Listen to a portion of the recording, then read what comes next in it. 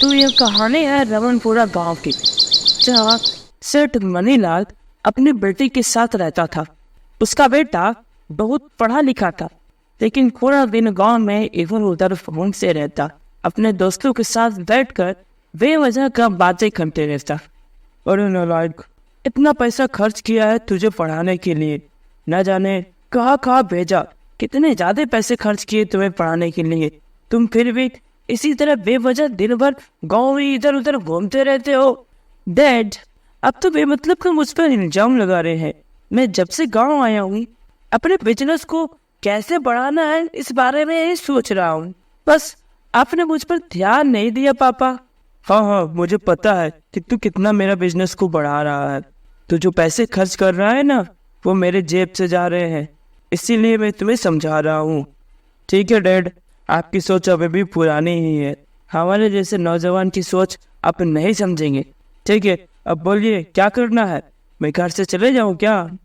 चाहे बेटा कितना भी नालायक क्यों ना हो, माता पिता उसे अंत तक देखते ही रहते हैं। आप हमेशा इमोशनल बात क्यों करते रहते हैं? ये सब छोड़े, मुझे आपने यहाँ क्यों बुलवाया ये बताइए। क्योंकि मुझे अब घूमने निकलना है अपने दोस्तों के साथ। मैं सोच रहा हूँ मैं अपने गांव में कोल्ड ड्रिंक्स की एजेंसी खोलूँ, जिससे पूरे गांव वाले को ठंडा कोल्ड ड्रिंक्स पीने को मिले, और इससे हमारा बिजनेस भी बढ़ेगा। और यदि हम अच्छी सर्विस देंगे, हम इसे विदेश में ले जाकर भी बेच सकते हैं। इसीलिए मैंने तुम्हें बुलाया है। अरे डैड, इतना छोटा सा काम, ये तो मैं चुटकियों में कर दूंगा। अब देखना पूरे गांव वाले कैसे कोल्ड ड्रिंक पीते हैं, और हमें विदेश का कॉन्ट्रैक्ट भी मिलेगा। बस अब देखते जाओ।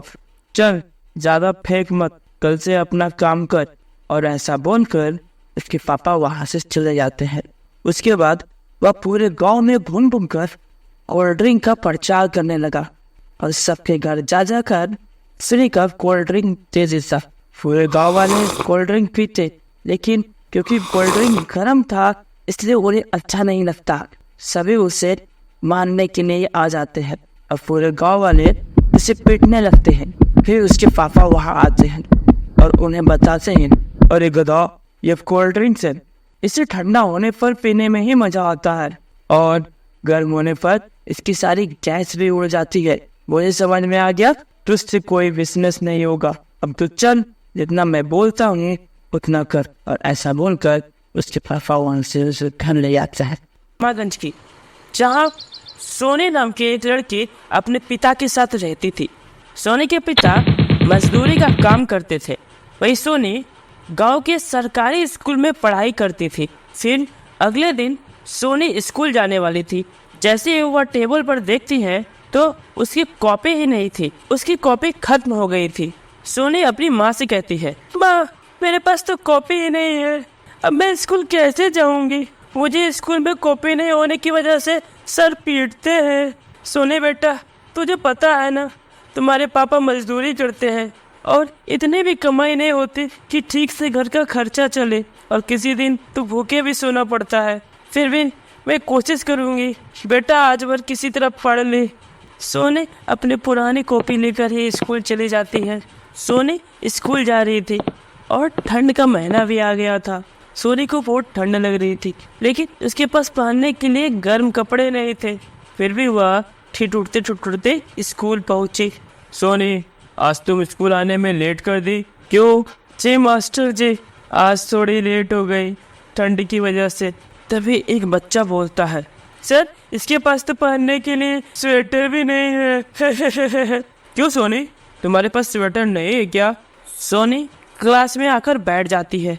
सर जी पढ़ा रहे थे, लेकिन सोनी को पढ़ाई में मन नहीं लग रहा था। तभी सोनी के सर बोलते हैं, इस बार क्रिसमस में सभी लोग घूमने जाएंगे और सभी को 100 रुपए जमा करने हैं। वहाँ अच्छे अच्छे खाने भी मिलेंगे। सबके पास पैसे तो थे, पर सोनी के पास नहीं थे, इसलिए वह उदास बैठी रही और सोनी दुखी होकर घर आ जाती है। तभी सोनी के पापा भी आते हैं, तो सोनी पापा से बोलती है, पापा, मेरे स्कूल में सभी पिकनिक पे जा रहे हैं और सभी से 100 रुपए मांगे हैं।